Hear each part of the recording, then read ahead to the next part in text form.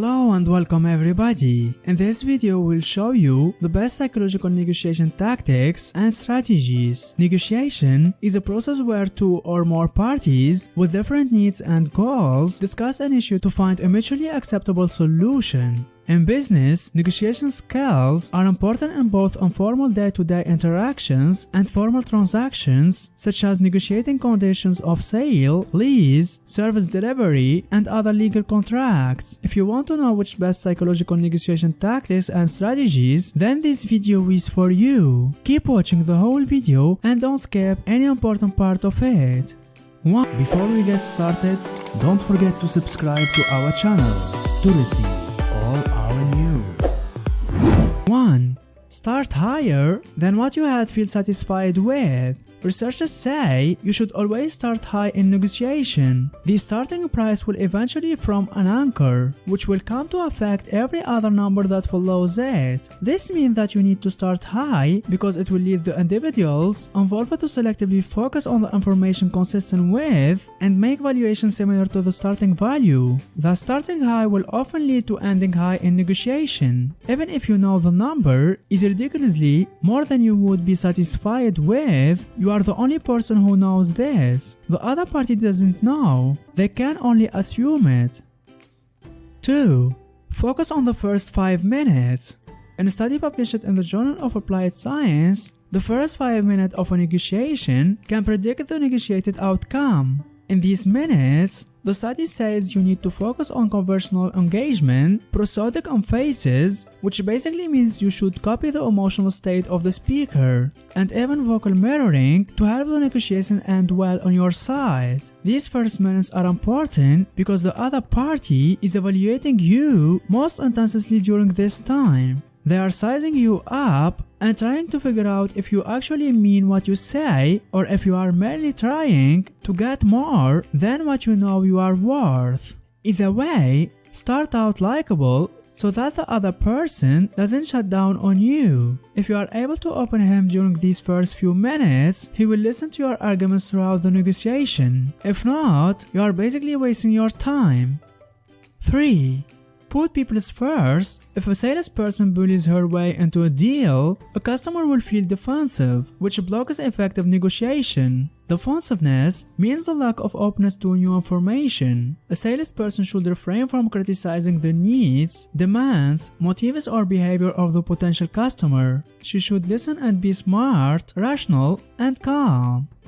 4. Convince the other party that the time is running out. The more you make it seem as though things will be unavailable after a certain amount of time, the more other people are going to want it. In an article published in Science Daily, researchers say that sold-out products creates a sense of immediacy for customers. They feel that if one product is gone, the next item could also sell out. This is because people think that if a product is sold out or if there is a limited time offer to it, then it must mean that it's good. If they don't make the move now, someone else will.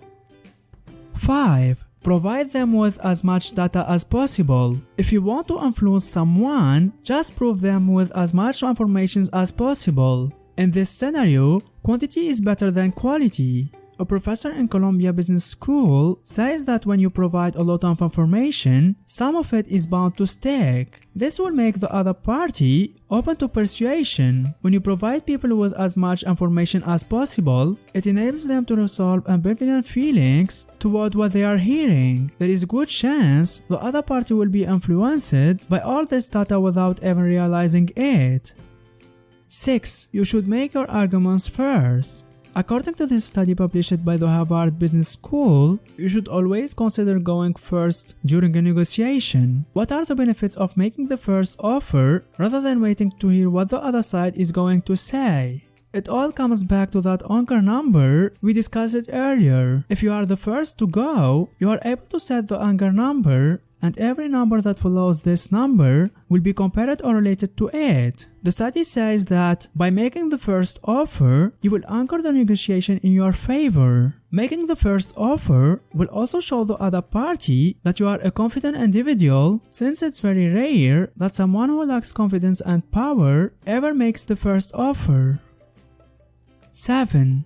show that you are passionate. If you are satisfied, show that you are happy by smiling. If you don't like what you are hearing, make sure the other party knows this by showing your emotions. In the study published in the European Journal of Science Psychology, researchers say that the social signal value of anger enhances the credibility of the complaining and hence leads to better compensation, but only when the complainant self presents room for doubt. These emotional signs will signal to the other party that you care about what you are arguing about, and that you have done your research on the topic and understand the numbers that you are arguing for. 8. Emphasize. Think about the other person's interest in every negotiation. Not only does this convey respect, but also leads to discussion where the other side is more open and less defensive. All these aspects make it easier to achieve a win-win solution for both parties.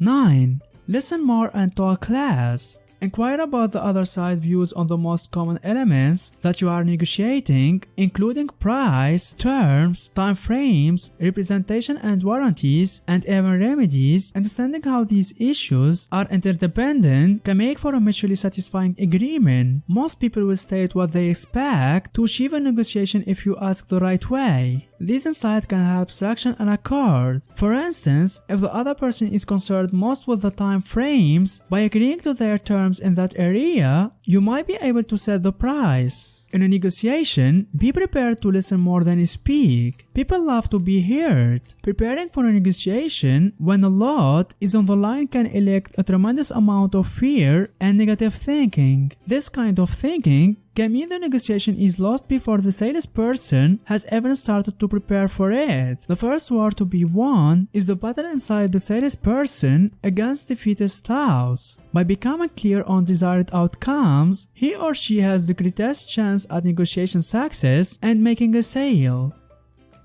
10. Score a small yes or two. Negotiate for what's easy first and never assume a potential customer will say yes to everything. Sometimes, the prospect may offer to take a smaller order before going for bigger, more lucrative orders or contracts. For the salesperson, getting a foot in the order can be the start of a longer-term, more profitable partnership opportunities in the future. A smaller win can help prove the worth of the service being sold. It gives the salesperson evidence of prior successful work to use in negotiation for bigger projects.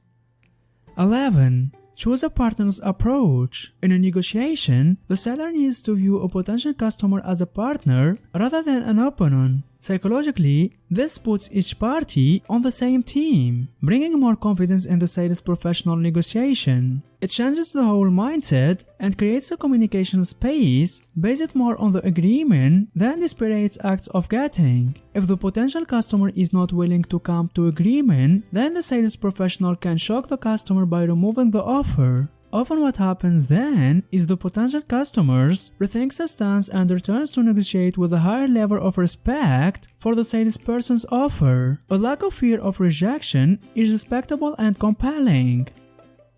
12. Think existentially. When the salesperson tries to put himself in the shoes of the customer and can see the big picture, a positive psychological environment for negotiation is reached. She gains clarity about the potential customer's demands, strengths, and weaknesses, and it's easier to move through the negotiation. The potential customer feels connected to the negotiation because his viewpoint has been considered, which goes a long way toward making a favorable impression and building trust.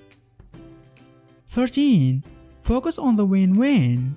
Win-wins are the only way to go. If you approach a negotiation thinking only of yourself, you are a terrible negotiator. Understanding what all parties need and working for all concerned is vital. Keep in mind that seeing things in only black and white, we lose, creates limited thinking. Creativity is essential to good negotiation. Ultimately, all people involved should find themselves on the same side of the fence. You want to be a player, not a pain. Keep your eye on the big picture and don't get caught up on the small stuff. Don't forget to subscribe to our channel to receive all our news. If you learned something new today, then give the video a like and tell us in comments which step you like it more. And here's some others great videos I think you will enjoy. Just click on the left or on the right.